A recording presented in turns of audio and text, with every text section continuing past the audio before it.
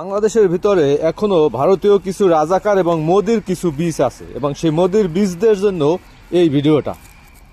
এই যে ইঞ্জিনটি দেখছেন এটি আসলে পাকিস্তান রেলের অধীনে একটি যাত্রীবাহী ট্রেনের ইঞ্জিন।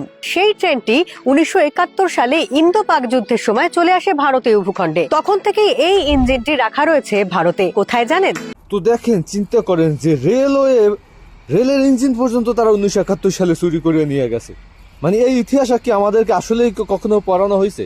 আমরা শুনতাম মানুষের কাছে যে বাথরুমের টাইলসটা পর্যন্ত ভারতীয়রা আসলে 1971 সালে নিয়ে গেছে, আমাদের কাছে বিশ্বাস হয় নাই। এখন ভারতীয়রা নিজেরাই প্রকাশ করতেছে যে 1971 সালে তারা এই পূর্ব পাকিস্তান থেকে রেল চুরি করে নিয়ে গেছে, রেলের ইঞ্জিন নিয়ে গেছে। আদমজি জুট মিলস থেকে, শুধু আদমজি না, যতগুলো জুট মিলস ছিল প্রত্যেকটা জুট মিলস থেকে তারা মেশিনারি, যন্ত্রপাতি, যন্ত্রাংশ সবকিছু তারা চুরি করে নিয়ে গেছে। এবং শুধু কি তাই নয়, 1971 সালে যে অস্ত্রশস্ত্র গোলাবারুদ ছিল, যেগুলো আসলে পাকিস্তানি বাহিনীর কাছে ছিল, সেই অস্ত্রশস্ত্র গোলাবারুদও তারা লুটপাট করছে। 17টা ভাত খাবো, ভাতও নাই, ড্রেস পরুন, ড্রেস নাই। এখন ভারত আমাকে দেশ তো সব নিয়ে গেছে, এটা আমি মানি। আমার সামনে দিয়ে নিয়ে গেছে, আমার সামনে দিয়ে নিয়ে গেছে। ভারত যা নিয়েছে, এই 17 ট্যাঙ্কার ছিল বাংলাদেশে, এই 17টা ট্যাঙ্ক 17টা এই জাহাজ নিয়ে ভারতে নিয়ে গেছে। একটা সেলিংমেন্ট পর্যন্ত রাখা যায় না তারা। দেখেছে আজকে যে তার সামনে দিয়ে 17টা ট্যাঙ্ক নেওয়া হয়ে গেছে।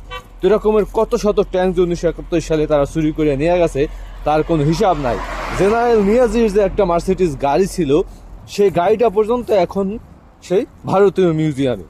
তো চিন্তা করেন যে যুদ্ধ করলো বাংলাদেশের মানুষ, প্রাণ দিল বাংলাদেশের মানুষ, দীর্ঘ 9 মাস আপনার খেয়ে না খেয়ে তারপর তারা যুদ্ধ করলো, কিন্তু বিজয়ের আপনার 9 দিন আগেই বাংলাদেশের ভিতরে প্রবেশ করে তারা আসলে সেই লুটপাট করে সব নিয়ে গেছে। তারা কি আসলেই যুদ্ধে সহযোগিতা করতে এসেছিল নাকি লুটপাট করতে এসেছিল? এই প্রশ্নটা এখন আমাদের আসলে তোলা উচিত।